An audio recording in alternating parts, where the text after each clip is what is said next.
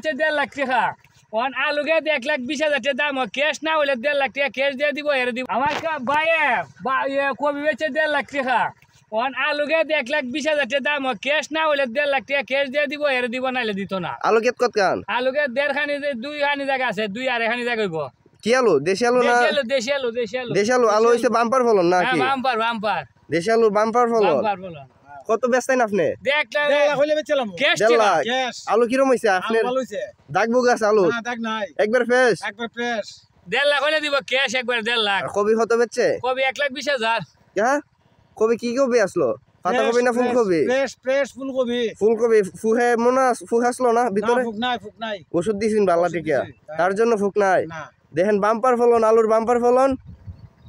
কত হইলে বেচতেন আসলে একটু কমায় সময় কই 1.5 লাখ হইলে বেচবো ক্যাশ টাকা দাম হইছে নি কত দাম হইছে নি কত দাম হইছে 1,20,000 দাম হইছে 30 1,20,30 দাম হইতাছে সবাই দোয়া করবেন যেন চাচার কেটটা বেচ চালাইতে হরে 1.5 লাখ টাকা